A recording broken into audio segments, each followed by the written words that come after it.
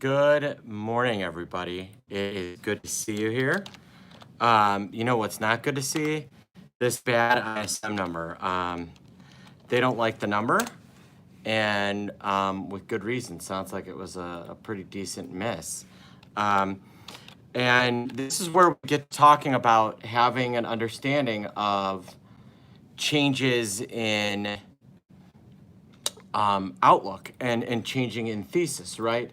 The thesis was, hey, the U.S. economy is doing well, and so what do you have to worry about? Europe's its own problem.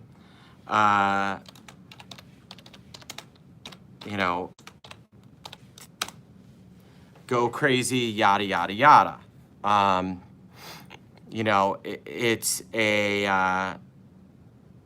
an interesting setup the way everything's kind of fallen in play. We spent so much time with everything being positive. Now we're finally starting to see negative effects of trade war, of everything wrong with Europe, everything wrong with China. It's just a matter of time. So the question is this a hiccup or is this the big one that everyone's been waiting for? I know there are a lot of people that want this to be the big one. I don't have a lot of patience for people that are openly rooting for a major sell-off and a recession. That's bad for a lot of people. And I do think that the recession this time the next recession is not going to be a small one, I don't feel like. Right? Alicia, what do you think? Think we'll get a little blip or you think it'll be a real one? We seem a little overdue. Man, we do seem a little overdue. And so, with 10 years, we'll get I don't think we'll see like an '08 type of thing. Everybody wants to be the one that predicted '08. That's why you see so much about it, right? They want their tweet history, right? There's going to be these guys. We'll make up a character that we'll call him, what should we call our fake Twitter pundit? Call him Chubby Trader, right? He's a fat guy who trades. Chubby Trader. And he goes out and he's like, whoa, I'm a working man and I've been predicting a sell-off for some time and I knew this was going to happen. And what you miss is that going back 10 years, he's predicting a sell-off every year for the last year. Peter Schiff, smart guy, been predicting a sell-off for a very long time. Nouriel Rubini. But on the other hand, you've got guys that are permabulls. I've been accused of being a permabull. I'm not. I'm a perma-realist, I like to say. And generally, stocks go up, right? This is America. Stocks go up. It's the big joke we make. But this data is pretty negative, and it's going to drive us lower. I think if you look at the overall market and where we could go and are set up to go, you pull up SPX, and the 200-day moving average is around 2840. That's a level to be watching. Ugh, and it's flattening out. My son woke up early this morning, folks.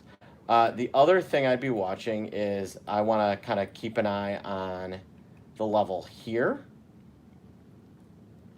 which was our August intraday low, which was what, 2822, right? You see right there that intraday low right there, 2822. That overnight low when we had that 2822, I think was 2790 something. So that's a low for the futures to look out for.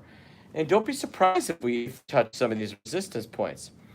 What you also shouldn't be surprised is if now that VIX is 21, we stop seeing the VIX explode without a major meltdown and some sort of major fears.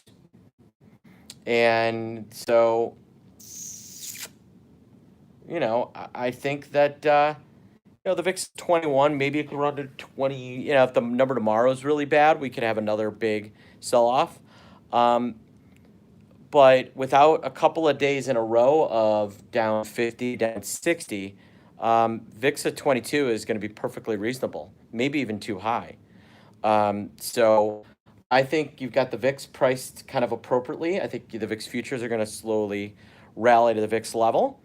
And I think you're going to see the S&P maybe kiss that 28 quarter, 28, 22 level. And then I would not be surprised if we end the month green. That is the way the market has been lately, right? We have these hiccups, and then they run things up this back half of the month.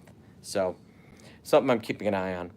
I hope everybody has a great day. If you got questions, you can email me, marketoption.com. You can call me 88 trades 01. Have a great day, everybody.